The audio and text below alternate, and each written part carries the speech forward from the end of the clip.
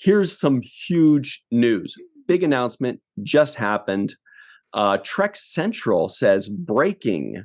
Section 31 sets filming dates. It's finally happening, you guys. Section 31 is going to be filming.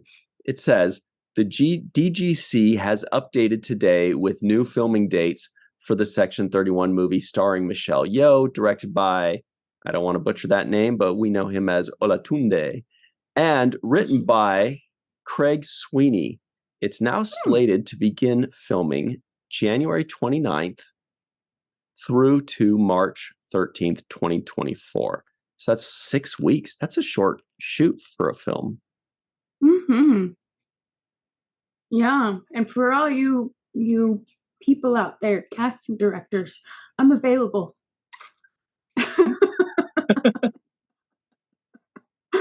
Just putting it out there.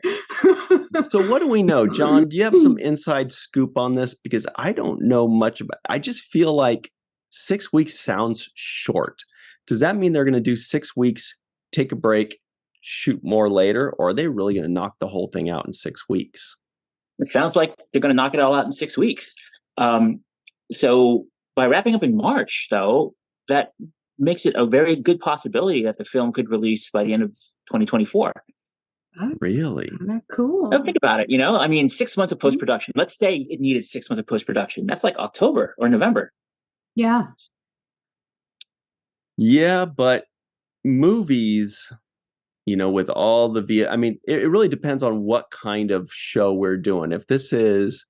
If we're talking about something that is, just like a high stakes drama with a little bit of VFX, yeah, end of the year. But what if there's a bunch of ship battles? What if there's some weird projections everywhere? Who knows? What if there's a lot of ADR? I mean, that'd be amazing if it was actually done, but it'd be a great Christmas movie. So I did some digging on Craig Sweeney, which really intrigued me. And his IMDb is very interesting from a Star Trek fan perspective. So first of all, he did write the teleplay for one Discovery episode, the third episode of the whole series, Context is for Kings, which was like the first episode after that like 2-part prologue. But what really caught my eye is he worked on Elementary a bunch, which is the Robert Hewitt Wolf show. Yeah. But the thing that really, really, really caught my eye is there's more. He wrote like a third of the episodes for Ira Stephen Bear's show, The 4400. Which I'm very intrigued by. So he's been hanging out with Deep Space Nine people quite a bit. Well, are you suggesting that maybe if he knows and works with Ira Stephen Bear, that where there's smoke, there may be Tic Tacs? It just seems like he's worked. All of his jobs have been with mostly been with Deep Space Nine writers' room people who worked on coming up with Section 31. Mm-hmm. Anyway, I'm intrigued. Well, it would make sense. Okay, if he's working with Robert Hewitt Wolf, has worked with Robert Hewitt Wolf, has worked with Ira Stephen Bear, and he's writing Section 31, it would definitely make sense that he at least contacts these people that were the parents of Section 31. These are his early jobs also, like in his career. Like 4400, I think, was like his first big job. So I assume if he wasn't already a Trekkie, that he was like checking up on his boss by watching Deep Space Nine. So he must be like, I assume he's very familiar with Deep Space Nine. So now I'm like way more excited since I saw all this. Absolutely. I mean, if he's worked with them, there's no reason he wouldn't at least shoot him an email and ask him a couple questions. And I'm saying at the least, at the most, they all involve must be them. Great friends, because he was there long enough to work on a third of the 4400 to write a third of the 4400. Super interesting. What do you think, John? John knows more than he's letting on right now. He's got that look in his eye where he's like, what should I say? What should I not say? Oh, and by the way, the 4400 had their best recurring character was Jeffrey Combs. So we know that he knows Jeffrey Combs. Cool. Wow, there's a lot Yeah. going on there. And one of the leads of the 4400 is Billy Campbell, who was the outrageous O'Connor. Ah, yeah. Wow. Like, Huh. let's get our red thread out. I know. Yeah, we definitely need a cork board thing, you know. I was Or like, time to heart a bunch of stuff on IMDb to keep track of it. Let's give everybody a mission in the live chat. Everybody in the live chat, let us know. Give us more, I don't want to call it conspiracy theory stuff, but give us more, digging, more theories. Like, are there any more connections between Section 31 and, the people involved and like more Star Trek things? Someone's going to be like, yeah, Michelle Yeoh's in Discovery. Well, we know that much. we already have that connection. Chuck A says cork board. That's funny.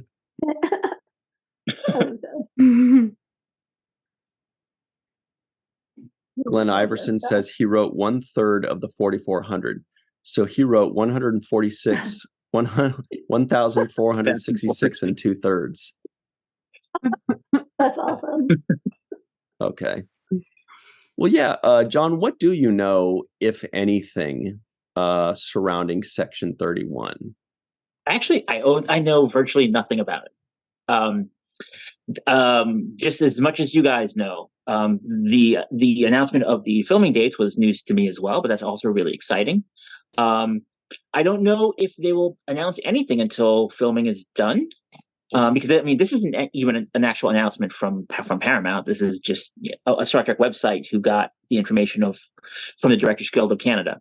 Mm-hmm. So I where they had it listed as like December originally. Right. So it's got to be shooting in Canada, in Toronto, shortly. Well, yeah, that was mentioned because they're going to share the AR wall with Strange New Worlds and what have you. So that's right.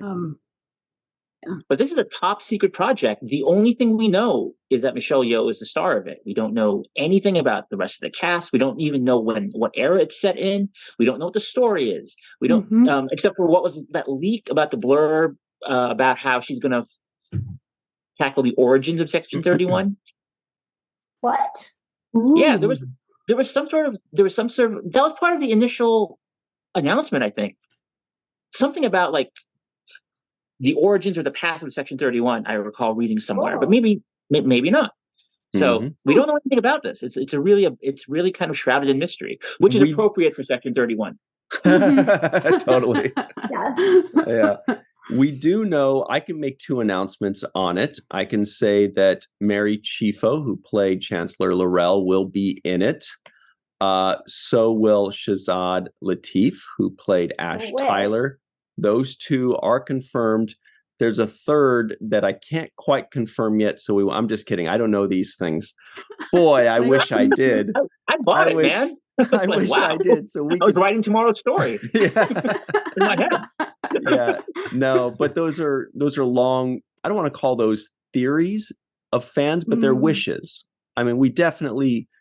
Ash Tyler should definitely be in it. Oh, absolutely. I'm hoping Mary Chieffo will be back in it. They could figure something out, for Laurel, just because Mary Chieffo is such a great actress and she embraced the Star Trek community so much.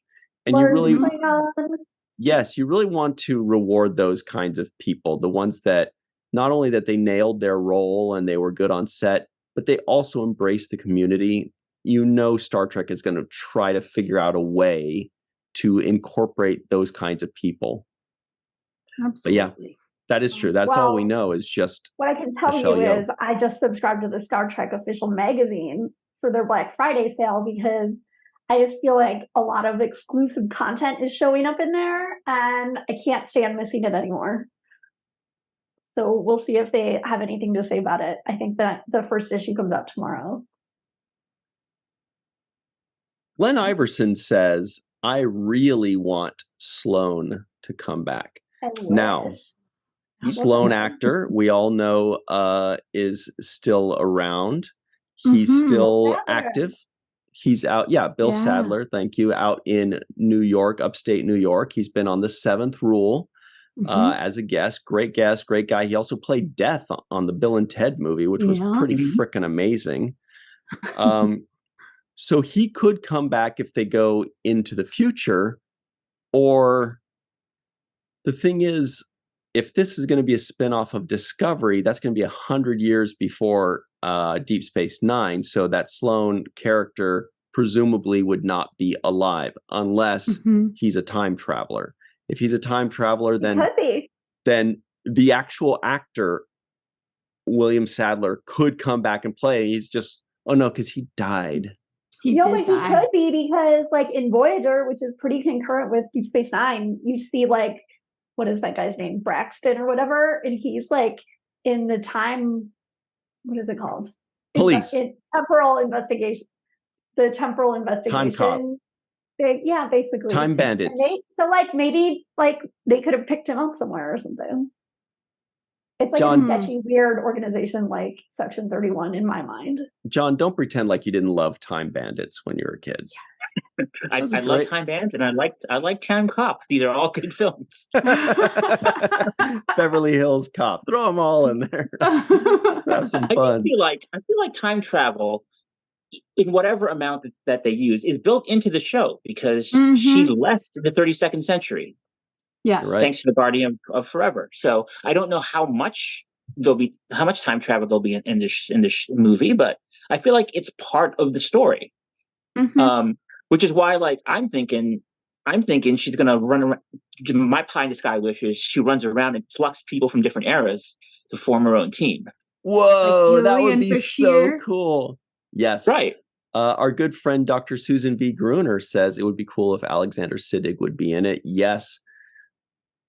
What if she did do that? That would be like an 80s cartoon where it's like the Empress goes from century to century and collects the best of every century to create, and then like whatever the name, Section 31-111. And right? But it probably would be people who want to bring down Section 31 as opposed to want to be part of it. Maybe. No, Glenn, it wasn't horrid. Glenn says Time Bandits was horrid. What about Time After Time, directed by Nicholas Meyer? Or sung by Cyndi Lauper?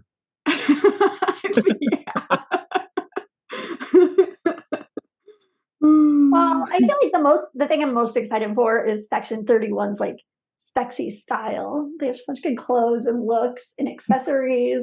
Love it. So Matt, Boardman, be a lot of black leather. The Map, that is a great song. Who sings that originally? Black Leather. It's a 70s punk song. Oh, Ira Stephen Bear would know. Well, not Black Velvet then, right? No, yeah, Black Velvet's another one. Yeah, that's a different one. Black Leather. I'll have to look it up. I know. So the Matt Boardman says, I don't know why, but I struggle to be excited about the Section 31 movie. As much as I enjoy Michelle Yeoh, I just feel like Section 31 has been overplayed from the coolness of DS9. I've got two things to say about that. Number one, I understand what he means because I feel that way about the Borg. Yeah. At first, big, almighty, powerful, amazing. And then they they show up in this one, and then this one. And then we grab a Borg and we save him. And then Picard becomes a Borg. And then Janeway makes love to a Borg or something. I don't remember. And then Data, practically, she blows on his arm hair, and then suddenly there's good guy Borgs in Picard. And suddenly I'm just kind of like, all right, so the Borgs are just chill at this point. Yeah, agreed. But so I understand what he means about the Section 31. I feel like it had to, it's not at that level. But the other thing I want to say is it's hard to be too excited about Section 31 because we don't know anything about it yet. Once they start releasing details like a second actor, a second character, a third, a fourth, you watch the Matt, you'll start getting excited too. A time frame. I want a time frame for this and the Academy show so I can fully embrace it. Totally. But I think that Section 31, in my opinion, hasn't been played out. not nearly as much as the Borg has. And I agree with you with Borg fatigue, because they kind of do it a lot. But I don't feel like Section 31 has had as much deep diving into it and its origins and really the function of it. So, and maybe it will demystify Section 31, but I also think it would be interesting to explore what they're about, kind of like Lower Decks is doing with the Orions. They're giving us more Orions than we've ever gotten before, and I feel like Section 31 is kind of similar in that vein. Real quick for everybody asking, is Black Leather the Sex Pistols? We should have all known that. The Sex Pistols, early 70s. Of course it was the Sex Pistols. It's always them. They're amazing. Anyway, good points, Melissa. Robert Kaiser out in Austria, who stays up really late, says, also Section 31 isn't really a movie. It's a streaming event. So probably closer to a TV pilot than a real movie. So I guess that's why it's only 6 weeks for filming. I was thinking similarly. I was wondering if maybe, since it has a shorter shooting window than I would have expected, maybe that just means it's going to be an hour. Maybe it's not going to be a 90-minute or 120 minutes. Maybe it's going to be a 1 hour thing. Like back in the day, remember when they would have like a 1 hour pilot or an hour and a half pilot? And if it did really well, they would make a series out of it, but they would use that pilot to kind of test it out. You know, the one that did that, it was one that was called like Journey to the Center of the Earth or something like that. And it was somewhere in like the 90s, and they had a cool pilot, but I guess other people didn't agree, but I was a kid, so what did I know? And then I never saw, there was no episode 2. They were just like, look at how cool this is. And you're like, yeah. And they're like, tell the executives. And I'm like, I don't know how to do that. And then they never. But also like a streaming, like TV was only like 43 minutes of the hour back in the 90s. So you have to like also do the math. Like when it's a streaming thing, that actually is like, you know, like a longer, like a streaming movie is probably like 3 episodes of 90s Star Trek is my guess. Just because of all the time for commercials back in those long pilot days. Okay. Here's something for the live chat before we move on. I'm thinking, what if they just throw in one crazy curveball? Okay, so maybe Alexander Siddig, right? But that wouldn't be necessarily a shock to us. It would be very exciting. But what if they just threw in a total rando, like Linda Park of Enterprise, right? Hoshi, or Anthony Montgomery, right? Travis Mayweather. Oh, that would be cool. Right? Or like just or the thing I wrote up, Soji. Yeah. That's a great, right. Yeah. Great. I loved that idea. Yeah. That's a perfect idea. Because she's a traveler. Like, with no, that's Corey Soong. Sorry. Soji, Soji, why wouldn't Section 31 want their own? Why wouldn't they want their own data? Why wouldn't they want their own super smart android? This is true. Soji 31. It's very true. But it also lends credence to your idea of her going through time and picking her favorite people from each crew or each timeline to be part of her crew. Oh, it looks like they have, okay, so we have Michelle Yeoh. They've announced the actors for the next 6 characters, but not what the characters they are portraying. Those 6 are Jeffrey Combs, and Jeffrey Combs. Jeffrey Combs. Agamus? And Agamus? Agamus. He's playing the other 6 characters. That's what it is. Oh. Yeah. Agnes and Peanut Hamper. So yeah, everybody in the live chat. Oh, John Davis had a great idea. Trip. Charles Trip Tucker. See? He didn't die. Totally agree with that. He just time traveled. He just disappeared. Yes. He was taken by Section 31, and now he's out Section 31 and surfing the time. I don't know.